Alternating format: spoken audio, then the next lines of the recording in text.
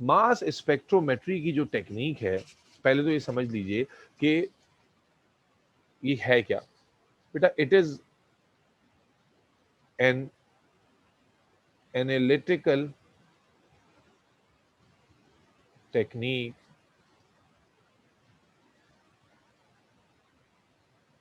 used to sir ये analytical होता क्या? एनालिसिस, एनालाइज करना। It is an analytical technique used to obtain molecular formulas of unknown compound. It is also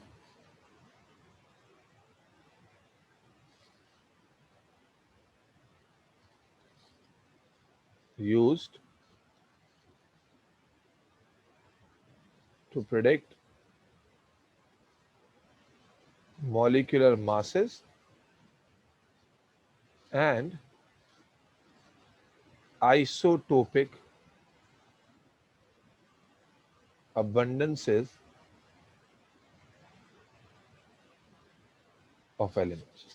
तो mass spec जो है ना, क्या लिखा आपने कि मास स्पेक्ट्रोमेट्री एक ऐसी टेक्निक है जिसमें जिसके जरिए आप किसी अननोन कंपाउंड का, यानी एक ऐसा कंपाउंड एक्स कंपाउंड, उसका मॉलिक्यूलर फॉर्मूला डिटरमाइन कर सकते हैं। आप जब मॉलिक्यूलर फॉर्मूला डिटरमाइन कर लेंगे तो जाहिर है कि मॉलिक्यूलर मास डिटरमाइन कर सकते हैं। और जो आपने एएस में पढ़ा था कि आप एलिमेंट्स की आइसोटोपिक अबंडेंसेस को डिटरमाइन कर सकते हैं।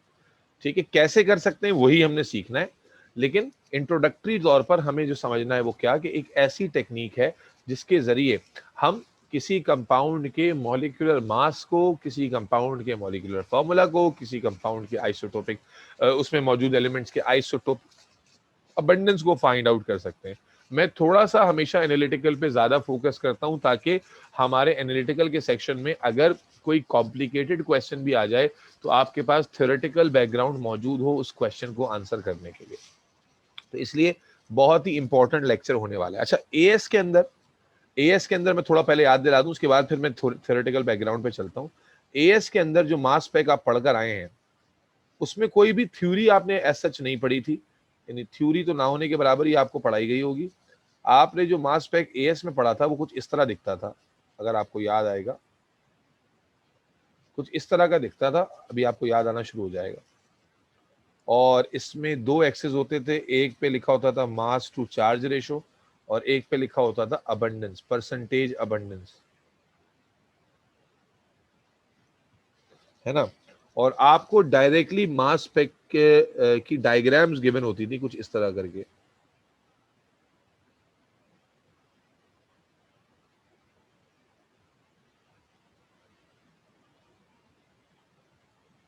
सर जैसे क्लोरीन 35, क्लोरीन 37 ऐसे जी कुछ था? जी, ऐसा कुछ था, बिल्कुल आपको याद आ गया। क्लोरीन 35, क्लोरीन, मुख्तलिफ एलिमेंट्स के बारे में इस तरह का डाटा गिवन होता था। आया याद नूरमान कुछ? सर मैंने ये नहीं पढ़ा था। एएस में था भाई, नहीं पढ़ा था? नहीं सर, मैंने आपके साथ किया था, मैंने ऑर्गेनिक्स से शुरू की थी, आप पे याद हो। अच्छा, इस तरह का डाटा गिवन होता था, लाइंस वगैरह गिवन होती थी, ठीक है ना।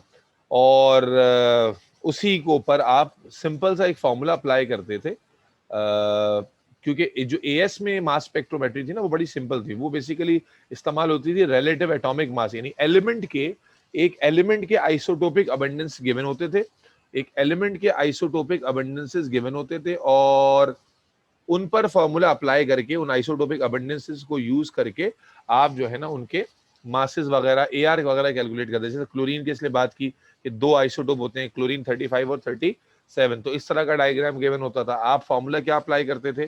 फॉर्मूला जो अपने बच्चों को सिखाया हुआ है, क्या फॉर्मूला था? M1 into A plus M2 into B upon A plus B. क्या मतलब? M1 क्या थे? ये जो मासेस हैं, ये जो मासेस हैं ये M1 है, और इसके अलावा जो परसेंटेज अबंडेंस होती है वो यहाँ दी होती थी 75%, यहाँ गिवन होती थी 25%, 3:1 का रेशो। आप अप्लाई कीजिए इस फॉर्मूला को। तो परसेंटेज अबंडेंस, मासेस क्या है? 35, 35 वाले का अबंडेंस कितना है बेटा? 75, यस और नो? रहमान, जी ये एएस का रिवीजन दे रहा हूं। उसी तरह M2 कितना है? 37, इसकी अबंडेंस क्या है बेटा? 25, इज दैट क्लियर? नीचे क्या आ जाएगा? A plus B, A plus B क्या है? सम ऑफ अबंडेंसेस, 75 प्लस 25, तो AR is equal to, multiply करो, सॉल्व करके आंसर बताओ बेटा, शाबाश।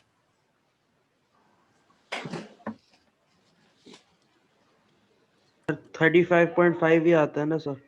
जी जी बिल्कुल, आप कैलकुलेट कर लें, 35.5 आंसर आ जाएगा। तो आपने एएस में क्या पढ़ा था कि आपने एएस में मॉलिक्यूल्स का, पूरे पूरे कंपाउंड्स का मास स्पेक्ट नहीं पढ़ा था, बल्कि एक एलिमेंट का मास स्पेक्ट्रोमेट्री डायग्राम पढ़ा था कि एक एलिमेंट का अगर मास स्पेक्ट्रोमेट्री डायग्राम गिवन है तो उस एलिमेंट में जो आइसोटोप्स हैं, जैसे क्लोरीन का अगर गिवन है तो क्लोरीन आपको मालूम है कि क्लोरीन 35 भी होता है, क्लोरीन 37 भी होता है, और 35 वाला जो आइसोटोप होता है उसकी अबंडेंस 75% है, यानी 3 टाइम्स, 3:1 का रेशो है ना, 3:1 का रेशो है इनके दरमियान, तो यानी 3 टाइम्स ज्यादा होता है 35 वाला, और 37 वाला जो है वो 3 टाइम्स कम होता है। तो आप ये फॉर्मूला अप्लाई करके एटॉमिक मासेस कैलकुलेट करते थे। इसी तरह से अगर आपको एटॉमिक मास गिवन होता था तो इसी फॉर्मूले को इस्तेमाल करके आप अबंडेंस ऑफ आइसोटोप भी निकाल सकते हैं। बोलो भाई। जी सर। तो कहने का मकसद ये है कि एएस के अंदर जो मास स्पेक आपने पढ़ा था, that was quite simple mass spectrometer. अब यहां पर जो हम लोग A2 में पढ़ने जा रहे हैं ना, वो थोड़ा सा बिगर पिक्चर है, वो पिक्चर है मॉलिक्यूल के लेवल की, ठीक है, मॉलिक्यूल और कंपाउंड के लेवल की पिक्चर है कि मॉलिक्यूल और कंपाउंड के लेवल पर ये एनालिसिस कैसे होती है और वहां पर क्या कॉन्सेप्ट्स अप्लाई होते हैं। तो एएस का रिवीजन मिल गया, समझ में आ गया। किसी भी एलिमेंट का मास स्पेक्ट्रोमीटर गिवन होता था और आपको उसके रिलेटिव एटॉमिक मास के बारे में पूछा जाता था, आप सिंपल ये फॉर्मूला अप्लाई करते थे और अप्लाई करने के बाद आप उसका एआर कैलकुलेट कर लेते थे। अगर एआर गिवन हो और परसेंटेज अबंडेंस निकालनी हो या आइसोटोपिक मास निकालना हो, तब भी आप इसी फॉर्मूले का इस्तेमाल करके सिंपल अलजेब्रा अप्लाई करके उसमें से मास कैलकुलेट कर सकते थे। Are we clear till this point?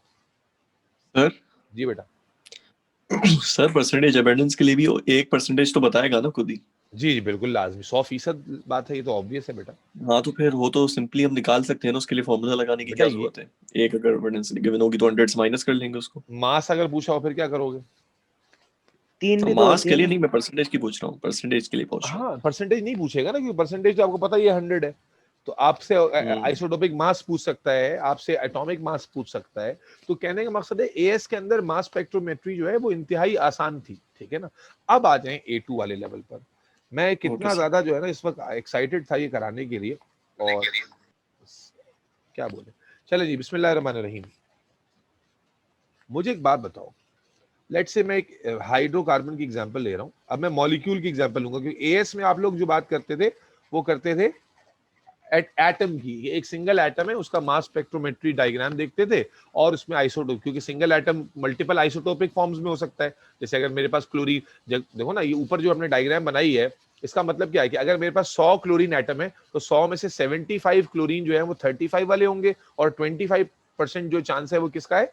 37 वाले का। तो उससे फिर हमने एआर निकाला। अब ये जो मास स्पेक्ट्रोमेट्री है जो कंपाउंड पे अप्लाई होती है ना, ये बिल्कुल इस अलग ही लेवल पे ले जाती है डिस्कशन को। तो इसके लिए हम बिल्कुल बेसिक से शुरू करते हैं। बेसिक क्या है? एक हाइड्रोकार्बन की एग्जांपल ले रहा हूं। फॉर एग्जांपल मैं एक कार्बन और हाइड्रोजन बॉन्ड की एग्जांपल, ये जो मैं बता रहा हूं ना, ये आपको ना नोट्स में मिलेगा ना बुक में मिलेगा। ये वो एक्स्ट्रा बैकग्राउंड है जो मैं तुम खच्चरों को दे रहा हूं, जो मुझे पता नहीं, शायद देना भी नहीं चाहिए। मैं पता नहीं क्यों दे रहा हूं, इसीलिए दे रहा हूं ताकि जब तुम कहीं भी पढ़ोगे तो तुम वो क्रॉस क्वेश्चंस कर सकोगे जो दूसरे के जहन में भी नहीं आ रहे। लेकिन पता नहीं मैं तुम्हें देना भी चाहूं या नहीं, मतलब समझ से बाहर है मैं कि दूं या नहीं दूं। खैर, अब समझो जरा। मान लेते हैं कि एक कार्बन हाइड्रोजन बॉन्ड मैंने कंसिडर किया। इस कार्बन हाइड्रोजन बॉन्ड में आप दो तरह के इलेक्ट्रॉन देख पा रहे हैं। एक इलेक्ट्रॉन वो है जो बॉन्डिंग में इन्वॉल्व है। किसमें इन्वॉल्व है? बॉन्डिंग में इन्वॉल्व है। और ये जो इलेक्ट्रॉन्स बॉन्डिंग में इन्वॉल्व है, इनको हम बॉन्डिंग इलेक्ट्रॉन्स कहते हैं। Is that clear? हेलो? जी अच्छा, जबकि ये वाले जो इलेक्ट्रॉन्स हैं मेरे बच्चे, जो बॉन्डिंग में इन्वॉल्व नहीं है, we call them what? Core electrons. क्या कहते हैं इनको नूरमान? कोल है। ये बहुत अंदर बेसिक में चला गया हूं मैं, लेकिन इंशाल्लाह ऐसा कंचा कॉन्सेप्ट समझ में आएगा ना कि बाकी बच्चे तो रटेंगे कि करना क्या है, तुम्हें उसकी बैकग्राउंड लॉजिक पता होगी, और तुम जब कॉलेज में पढ़ोगे तो देखना और फिर क्रॉस क्वेश्चन करना, मजा आ जाएगा। तो मेरे बच्चे, कोर इलेक्ट्रॉन। अच्छा, अब अगर मैं इस बॉन्ड को टारगेट करूं और इस पर मैं एक इलेक्ट्रॉन बीम स्ट्राइक कराऊं, क्या करूं? एक इलेक्ट्रॉन बीम का इस्तेमाल करूं, और ये इलेक्ट्रॉन, मैं एक इलेक्ट्रॉन बीम ले लूं, एक इलेक्ट्रॉन गन ले लूं, और उस इलेक्ट्रॉन गन से मैं इलेक्ट्रॉन फायर करूं, इस इलेक्ट्रॉन गन से मैं इलेक्ट्रॉन फायर करूं, और जब मैं फायर कर रहा हूं उन इलेक्ट्रॉन्स को टुवर्ड्स दिस बॉन्ड, तो दो बातें हो सकती हैं। क्या दो बातें हो सकती हैं? कि वो इलेक्ट्रॉनिक बीम जो मैंने फायर की वो आए और आकर आकर आकर क्या करे, इनमें से किसी कोर इलेक्ट्रॉन से टकराए और उसे निकाल दे। यस और नो? बोलो भाई। सर आपने इलेक्ट्रॉन बीम, सर आपने क्या बता रहे थे अभी? बेटा एक दफा बोलूंगा मैं, पूरी कंसंट्रेशन रखना, वरना मैं दोबारा नहीं बताऊंगा।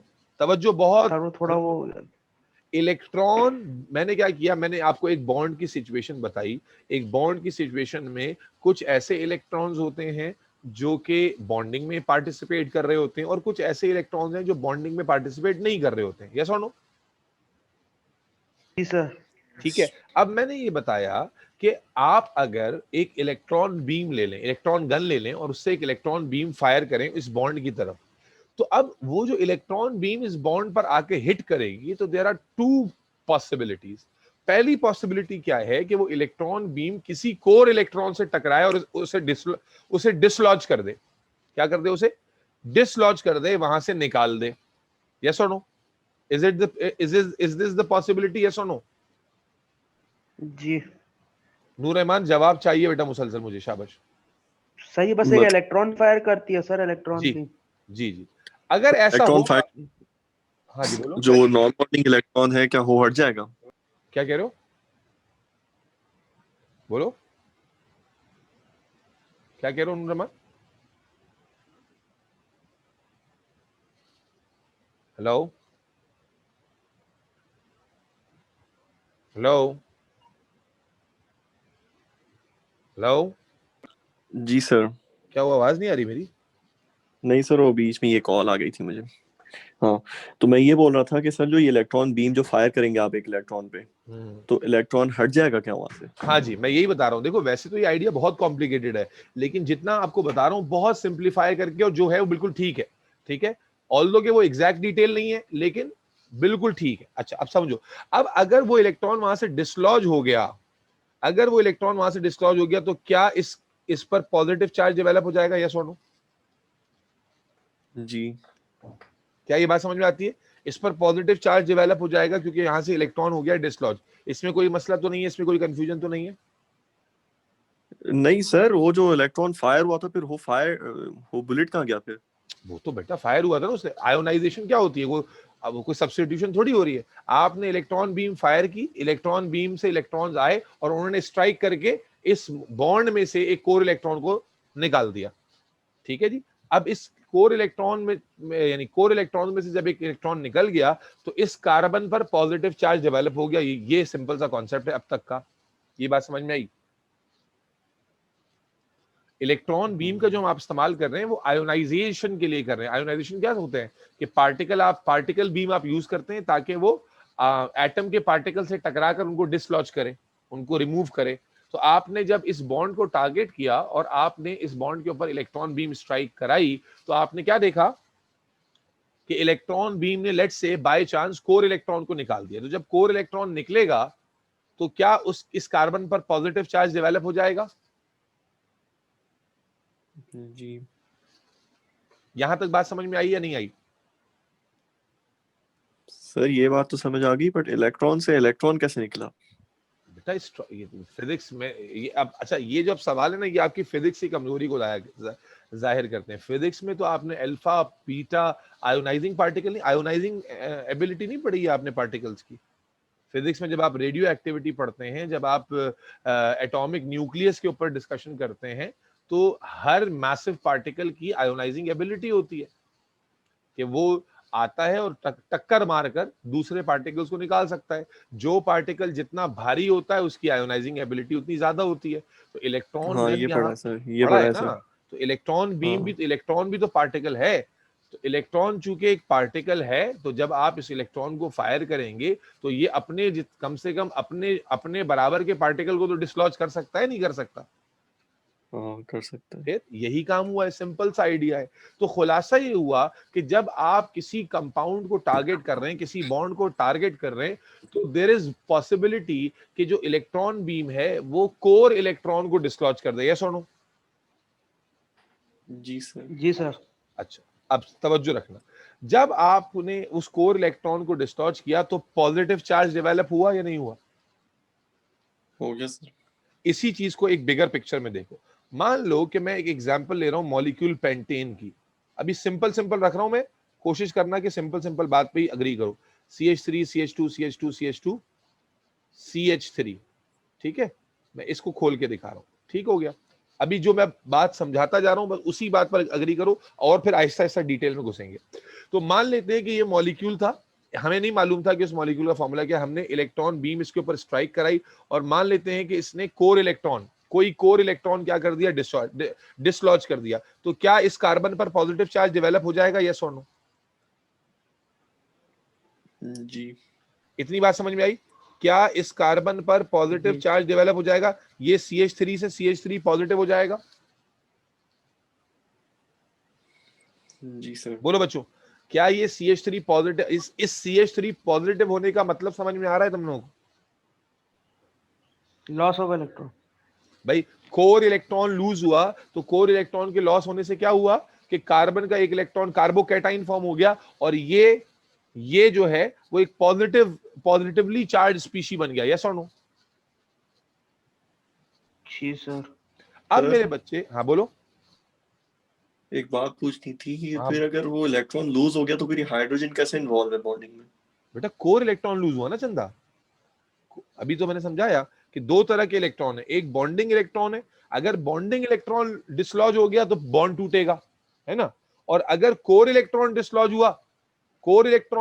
हुआ तो बॉन्ड तो बाकी रहेगा लेकिन पॉजिटिव चार्ज डेवलप कर जाएगा। यहां तक बात समझ में आती है बच्चे? अगर मान लो कि इस सैंपल को, इस पॉजिटिव आयन को मैं यहां रखूं, मान लो कि ये पॉजिटिव आयन है पूरा ये, ठीक है ना? और इस पॉजिटिव आयन को रखकर मैं इसे पास कराऊं एक इलेक्ट्रोमैग्नेटिक फील्ड से। किससे?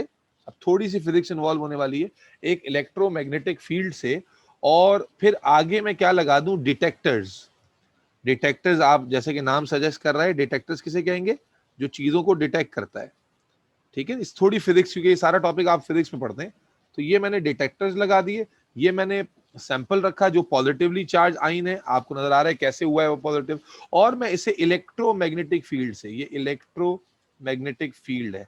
मुझे बताओ, जब किसी चार्ज को इलेक्ट्रोमैग्नेटिक फील्ड से पास करते हैं तो क्या होता है उसके साथ, कुछ अंदाजा है आपको? डिफ्लेक्शन। वो एक कर्वेचर बनाता है। यस और नो? Yes sir. जब किसी चार्ज को हम इलेक्ट्रोमैग्नेटिक फील्ड से पास करते हैं तो मान लीजिए कि जब वो चार्ज पास हुआ तो उसने कुछ ऐसा कर्वेचर बनाया। Is that clear? ठीक है, ये बिल्कुल मैं सिंपलीफाई कर रहा हूं क्योंकि एक तो मैं केमिस्ट्री पढ़ा रहा हूं, फिर मैं चाहता हूं कि आपको लॉजिक भी समझ में आए। तो जब इस चार्ज से, यानी पहले क्या किया आपने, इलेक्ट्रॉन बीम पास की, इलेक्ट्रॉन बीम से क्या हुआ, इलेक्ट्रॉन डिसलॉज हुआ, इलेक्ट्रॉन डिसलॉज होने से क्या हुआ, पॉजिटिव आयन क्रिएट हुआ। पॉजिटिव आयन चूंकि चार्ज आयन है, चार्ज स्पीशी हो गया, पहले तो न्यूट्रल मॉलिक्यूल था, अब जब चार्ज स्पीशी हो गया तो आपने इसको जब पास कराया थ्रू इलेक्ट्रोमैग्नेटिक फील्ड तो उसने एक कर्वेचर बनाया और ये इस कर्वेचर का रेडियस है जिसको हम आर कहते हैं। ये आप फिजिक्स में पढ़ते हैं E/m की कैलकुलेशन में। अब अगर आपको थोड़ी सी फिजिक्स, अच्छा ये जो फिजिक्स में बता रहा हूं याद नहीं रखनी है, मैं इसलिए बता रहा हूं ताकि आपको कनेक्ट कर सकूं। आपने फिजिक्स में एक फॉर्मूला पढ़ा है, अगर नहीं भी पढ़ा तो मेरी बात पे भरोसा कर लें। एक फिजिक्स में एक आपने फॉर्मूला पढ़ा होता है R is equal to mv upon qB, पढ़ा है? पढ़ा है नहीं पढ़ा? हाँ हाँ हाँ पढ़ा है। पढ़ा है ना? तो आपको यहां से बताना क्या मकसद है कि जब आप पॉजिटिव, जब आप किसी चार्ज स्पीशी को पास करते हैं, उसका आपको रेडियस कैलकुलेट हो गया, तो आप सिर्फ इतना याद रखिए कि रेडियस की कैलकुलेशन के जरिए मैं मास कैलकुलेशन कर सकता हूं, यस और नो? अगर मुझे बाकी चीजों का पता हो तो रेडियस की कैलकुलेशन मुझे मास कैलकुलेशन में हेल्प करेगी या नहीं, यस और नो? जी सर ये बी हो है ना, क्या नाम है अपना, magnetic B, magnetic field intensity strength, होती, मैग्नेटिक फील्ड स्ट्रेंथ। जी मैग्नेटिक फील्ड स्ट्रेंथ। मैं फिजिक्स चूंकि घुसना नहीं चाह रहा हूं, लेकिन साथ साथ बताना भी चाह रहा हूं। बी जो है वो मैग्नेटिक फील्ड इंटेंसिटी होती है, क्यू जो है वो चार्ज होता है, मैग्नीट्यूड ऑफ जी चार्ज, जी जी। और वी जो है वेलोसिटी। तो अगर आपको ये मान लिया जाए, ये सपोज कर दिया जाए कि बाकी चीजें आपको मालूम है, तो रेडियस के थ्रू आप मास तक पहुंच सकते हैं या नहीं?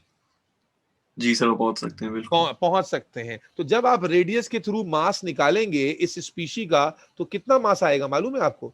ये मास आएगा 15 इसका, 14 इसका, 14 इसका, 14 इसका, 15 इसका। तो ये मास आपको मिल जाएगा 72, यस और नो? बोलो बेटा, ये मास आपको क्या मिल जाएगा? 72। मॉलिक्यूलर मास कैलकुलेट किया है मैंने, कोई मुश्किल तो नहीं है इसमें? नहीं। मुबश्शिर, बात समझ में आई यहां तक? मुबश्शिर बेटा क्विकली रिस्पॉन्स करोगे तो बात बनेगी। बात समझ में आई? ये तुम मेरी स्क्रीन पे क्यों जी लिख रहे हो? सर। मेरी स्क्रीन पे क्यों लिखे जा रहे हो? अरे सर ये खराब है सर, मैं आपको बताया तो था सर, ये अब मसला तवज्जो है रखो सर इसमें। मेरे बच्चे, जब हमें ये मास 72 मिला ना, अब देखो मास स्पेक्ट्रोमेट्री जो मशीन है ना वो कैसे दिखाएगी। अब जरा इसका लॉजिक समझो। अब मास स्पेक्ट्रोमेट्री की जो मशीन है, उसमें ये जो एक्सेस है ना, मास का एक्सेस, इस पर मुझे पीक नजर आएगी। किस पर? At the mass of 72। At the mass of, बोलो बेटा, एट द मास ऑफ 72। इसकी लॉजिक समझ में आई नूर रहमान कि ये पीक कैसे डेवलप हुई?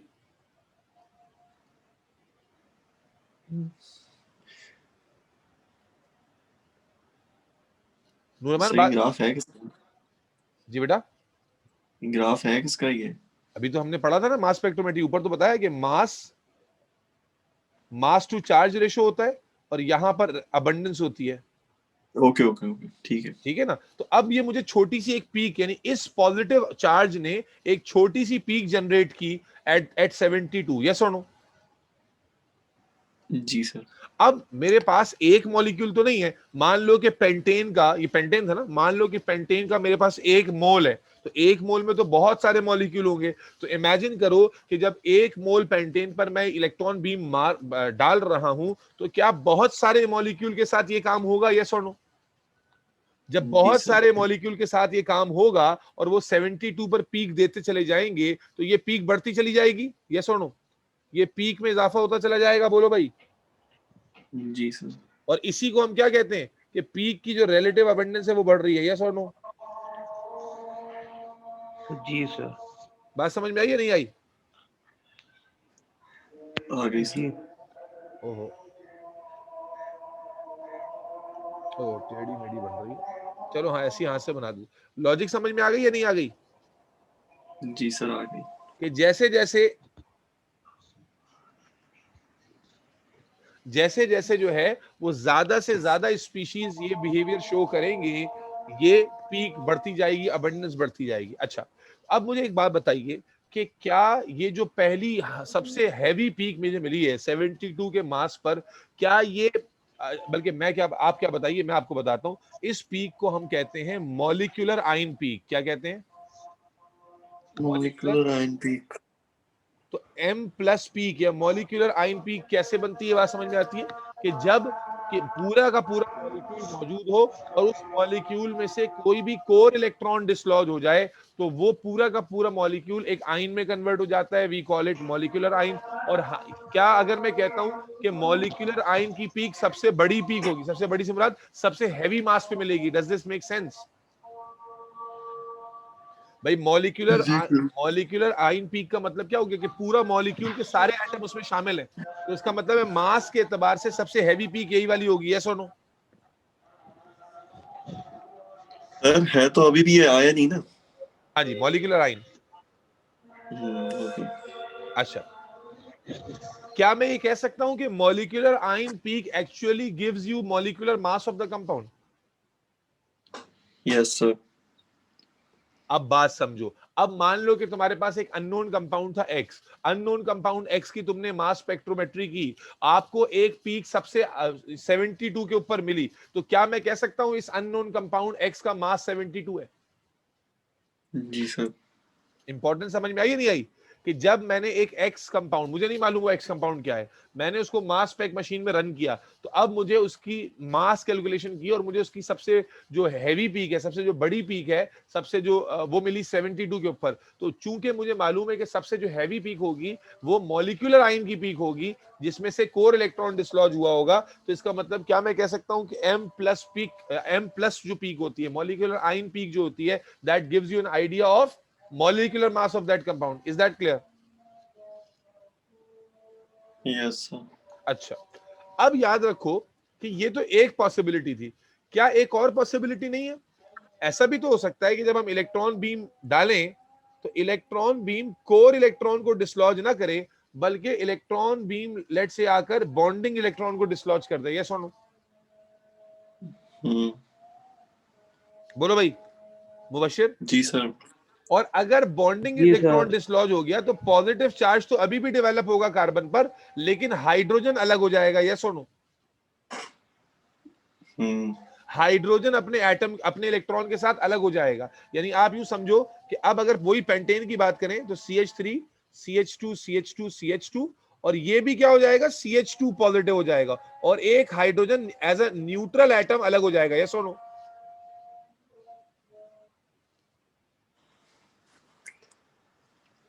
Does this neutral make atom sense? क्यों सर? भाई हाइड्रोजन अपने इलेक्ट्रॉन के साथ अलग हुआ ना, हाइड्रोजन के पास एक इलेक्ट्रॉन होता है, तो एक इलेक्ट्रॉन और एक प्रोटॉन, एटम तो न्यूट्रल होता है ना। अच्छा अच्छा ठीक है सर। तो hydrogen as a neutral atom अलग हो गया, जबकि दूसरा हिस्सा जो है अगेन का जो पॉजिटिव आइन है। अब अगर मैं इस पॉजिटिव आइन को मशीन में रन करूंगा तो मुझे मास क्या मिलेगा? बोलो बेटा। 72 तो नहीं वन। मिलेगा, 71, यस और नो? वन। Yes sir. तो इस, अच्छा, जब हाइड्रोजन को मैं पास करूंगा इलेक्ट्रोमैग्नेटिक फील्ड से, तो क्या कहीं पर डिफ्लेक्ट होगा ये? क्या न्यूट्रल स्पीशीज इलेक्ट्रोमैग्नेटिक फील्ड में कोई बिहेवियर देंगी?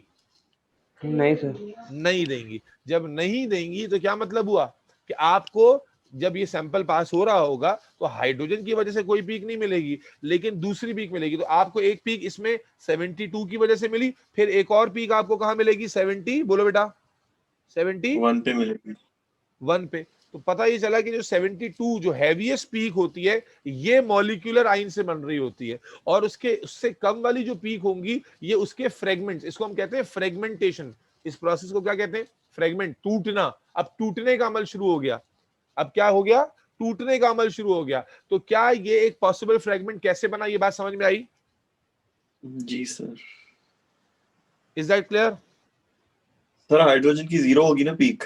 हाइड्रोजन की तो इसमें पीक मिलेगी नहीं ना आपको, क्योंकि हाइड्रोजन तो डिटेक्ट ही नहीं होगा इलेक्ट्रोमैग्नेटिक फील्ड में, न्यूट्रल है। हाँ अगर ऐसा होता, हाँ अगर ऐसा होता कि कार्बन हाइड्रोजन का बॉन्ड है, भाई पॉसिबिलिटी है ना, रैंडम पॉसिबिलिटीज है, और मान लो कि इलेक्ट्रॉन ये वाला डिसलॉज हो जाता है भाई, ऐसा हो ये सकता है वाला, सर?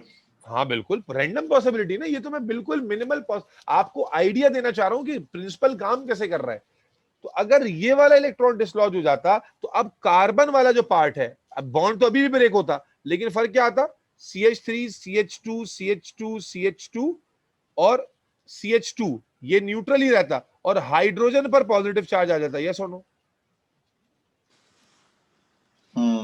हाँ जी।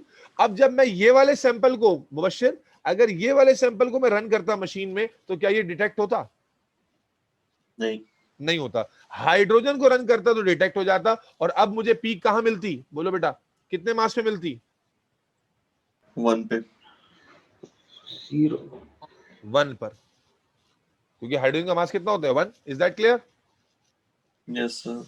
तो आपको क्या ये समझ में आता है इतनी पूरी डिस्कशन सुनने के बाद कि मास स्पेक्ट्रोमेट्री की मशीन काम कैसे कर रही है और कैसे आपको पीक जनरेट करके देती है? क्या ये बात अगर समझ में आ गई तो यही मकसद था इंट्रोडक्शन देने का कि जब किसी अननोन या नोन सैंपल को आप मास स्पेक मशीन में रन करते हैं तो उसके अंदर इलेक्ट्रॉनिक बीम तरह तरह के डिसलॉजिंग करती है इलेक्ट्रॉन्स की, इस डिसलॉजिंग के नतीजे में पॉजिटिव आइंस फॉर्म होते हैं, यस और नो?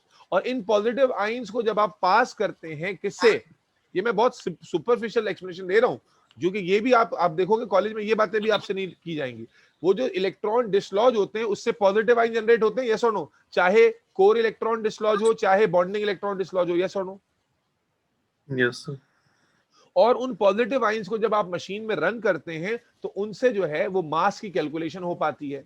अगर मैं किसी अननोन सैंपल को एनालाइज कर रहा हूं तो सबसे जो हैवी पीक है वो usually molecular ion M plus ion की वजह से मिलती है, no? And that M plus ion peak will give you an idea of molecular mass. Is that clear?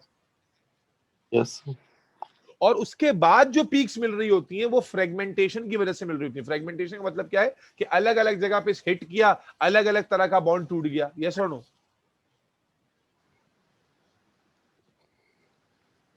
इसकी एक छोटी एग्जांपल देता हूं। देखो अब इसका अब अगर तुम लोग चीते हो जाओगे, देखो मान लो कि एक मॉलिक्यूल है हमारे पास CH3 CH2 CH3, सिंपल सा मॉलिक्यूल ले रहा हूं, ठीक है जी। अब मैं इसके ऊपर इलेक्ट्रॉन डिसलॉजिंग करता हूं, अब डायरेक्ट बता रहा हूं, अगर इसका कोर इलेक्ट्रॉन डिसलॉज हुआ तो क्या इसी के ऊपर पॉजिटिव चार्ज आ जाएगा? कहीं से भी कोर इलेक्ट्रॉन डिसलॉज हो, बोलो बेटा। जी। किसी भी एटम का कोर इलेक्ट्रॉन डिसलॉज हुआ तो ये पॉजिटिव चार्ज आ जाएगा, इससे जो पीक मिलेगी वो M प्लस पीक कहलाएगी, यस और नो? बोलो बेटा। जी सर। और कितने कितने मास पर देगा वो पीक?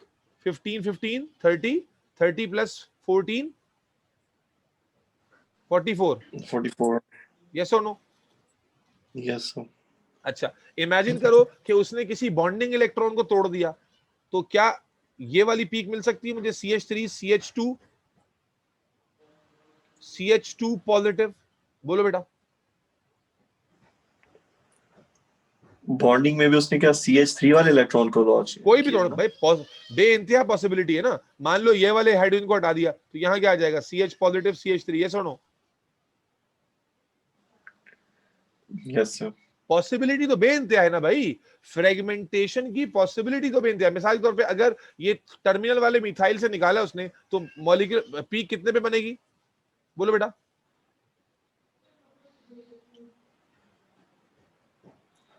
43 पे। एक मिनट रुको यार, दरवाजा पीट रहा है कोई। कौन?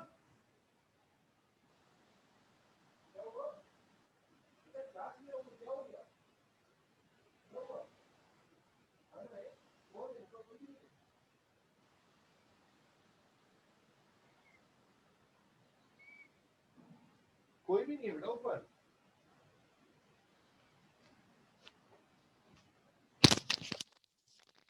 हाँ भाई नूरमान, बात समझ में आई? 43 पे होगी ना इसकी भी? हाँ जी, इसकी पीक कहाँ बनेगी? 43 पर। अच्छा, ये वाला जो होगा अगर इसमें से डिसलॉज हो तो कहाँ पीक बनेगी? 30 30 और भी अगेन 43 पर, यस और नो? तो इसका मतलब है देखो 44 पर पीक बनने की एक पॉसिबिलिटी है, लेकिन 43 पर पीक बनने की एक से ज्यादा पॉसिबिलिटीज हैं। तो अबंडेंस किस पीक की ज्यादा होगी, 44 की 43 की? 43 की। बात समझ में आ रही है लॉजिकली?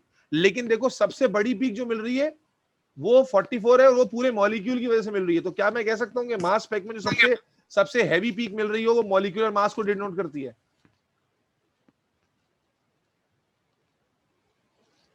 बोलो बेटा। सर। हाँ बोलो। सर, पीक का साइज उसके पॉसिबिलिटीज पे डिपेंड करता है ना? जी जी, पीक का साइज की बात नहीं कर रहा मैं, पीक के मास के लिहाज से मास स्पेक में जो सबसे हैवी पीक होती है दैट इंडिकेट्स मॉलिक्यूलर मास। नहीं, लंबी पीक तो उसकी होगी ना जिसकी पॉसिबिलिटी ज्यादा है, जैसे बेटा 43 हैवी की पीक है। में मास के हिसाब से कह रहा हूँ इडियट, अबंडेंस के हिसाब से नहीं कह रहा हूँ। अबंडेंस जाहिर है, लंबी पीक ऊंची पीक उसी की होगी जिसकी पॉसिबिलिटी ज्यादा है। जैसे मैंने अभी बताया कि 43 मैं भी वाली वही जो बोल पीक है उसकी अबंडेंस ज्यादा होगी। मैं भी वही बोल रहा था सर। क्योंकि मल्टीपल फ्रेगमेंट से 43 वाली पीक बनने की पॉसिबिलिटी है, यस और नो? लेकिन मैं जो आपके बात आपसे श्योरिटी लेना चाह रहा हूं कि क्या ये बात आपको समझ में आ गई कि मास स्पेक में जो सबसे हैवी पीक होती है that usually indicates the molecular mass of the compound. जो सबसे हैवी पीक होती है ना। यस। इसी तो तरह इस ऐसा भी केस तो में हाँ बोलो बोलो। इस केस में 44 है जैसे। यस। इसी तरह ऐसा भी तो हो सकता है कि भाई ये वाला जो इलेक्ट्रॉन है यही डिसलॉज हो जाए, ये वाला इलेक्ट्रॉन डिसलॉज हो जाए, बहुत बेइंतहा पॉसिबिलिटीज हैं। अब ये वाला इलेक्ट्रॉन डिसलॉज हो जाएगा तो क्या हो जाएगा, CH3 CH2 और CH3 पॉजिटिव, है ना। अब CH3 पॉजिटिव की वजह से जो पीक बनेगी वो किस पे बनेगी, 15 पर, यस और नो।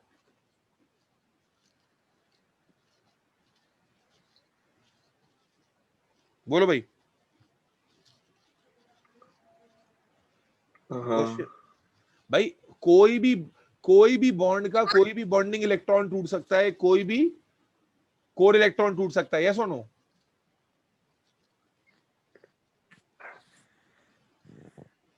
क्या वो समझ में नहीं आ रही।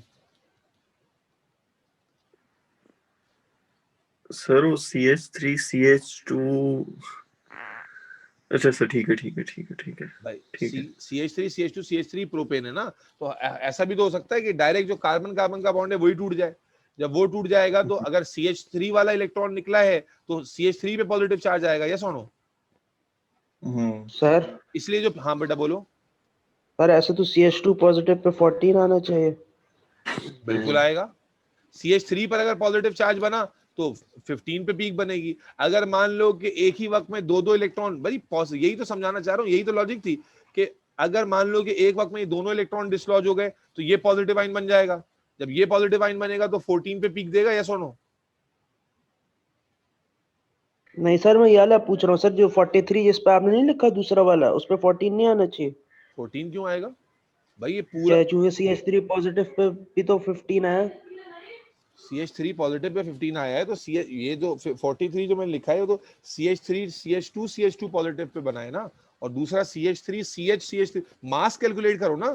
CH3 CH3 का मास 30 और CH का मास 13, तो टोटल कितना हो गया, 43 बना। अच्छा सही सर, वो H अलग हो गया। एक H अलग हो गया ना, H2 से H आ गया। चाची कहाँ है। सर तो जो मैक्सिमम मास होगा वही आपका कंपाउंड का मास होगा, यस। आपको भले ही सही उसकी छोटी देखो पीक हो। आपको दो चीजें सीखनी है, अगर समझ में आ गई तो यस कर दो, बस मैं क्लास एंड कर दूंगा। मुझे ये बताओ, तुम्हें ये समझ में आ गया कि मास स्पेक्ट्रोमेट्री मशीन काम कैसे कर रही है, बेसिक प्रिंसिपल क्या है काम का। जी क्या बेसिक प्रिंसिपल है, पीक कैसे यानी मास कैसे डिटेक्ट होता है, ये मैंने तुम्हें डेप्थ में जाके समझा दिया। ये मैं बार बार बता रहा हूँ कि डिस्कशन आपको नॉर्मली की नहीं जा रही होती। उसके बाद तुम्हें ये समझ में आया कि मॉलिक्यूलर आयन पीक क्या होती है, कैसे बनती है वो, जी सर। और फिर बाकी क्या है, फ्रेगमेंटेशन। फ्रेगमेंटेशन का मतलब क्या हो गया कि जब जब बॉन्डिंग इलेक्ट्रॉन डिसलॉज होगा मॉलिक्यूल टूटेगा ना, और मॉलिक्यूल जब टूटेगा तो एक स्पीशी न्यूट्रल रहेगी और एक स्पीशी पॉजिटिव हो जाएगी। तो जो स्पीशी पॉजिटिव हो जाएगी उसके हिसाब से मास आ जाएगा, या सुनो। सर जो मॉलिक्यूलर आयन पीक है तो वो तो सिर्फ एक ही होगी या बहुत सारी होंगी।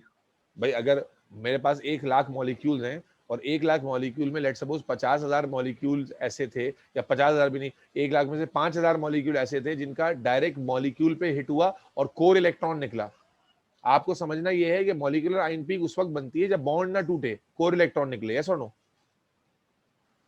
कोर और अगर इलेक्ट्रॉन या नॉन बॉन्डिंग इलेक्ट्रॉन एक ही बात है ना। एक ही बात है, और अगर बॉन्डिंग इलेक्ट्रॉन डिसलॉज हुआ फिर तो बॉन्ड टूटेगा ना, जब बॉन्ड टूटेगा तो फिर फ्रेगमेंटेशन होगी, फिर उससे छोटी पीक्स बनेंगी, यस और नो। अच्छा अच्छा ठीक है। और सर जो जो मैक्सिमम मास होगा भले ही सही उसकी छोटी पीक हो बट हो ही मेन मास होगा। यस यस, शुक्र है, कुछ ठीक है सीखे तो। क्या ठीक सर है आखिरी ठीक है। बात क्या बताई है अभी इसने? रहमान दोबारा बोलो। सर जो मास आपका मैक्सिमम होगा फिर चाहे उसकी छोटी पीक हो वही आपका ना रिलेटिव एटॉमिक मास होगा। यस। सही सर। ठीक है सर। बल्कि यूजुअली ऐसा ही देखते हैं हम कि जो हैवी सबसे आखिरी वाले मास होता है ना, सबसे हैवी वाला, उसकी पीक कमी होती है, छोटी ही पीक होती है, क्योंकि मॉलिक्यूल आगे टूटता चला जाता है ना, जैसे जैसे उसके ऊपर इलेक्ट्रॉन की बम्बार्डमेंट होती जाएगी उसमें फ्रेगमेंटेशन होती जाती है, तो हमें छोटी पीक्स अबंडेंस के लिहाज से ज्यादा मिल रही होती हैं।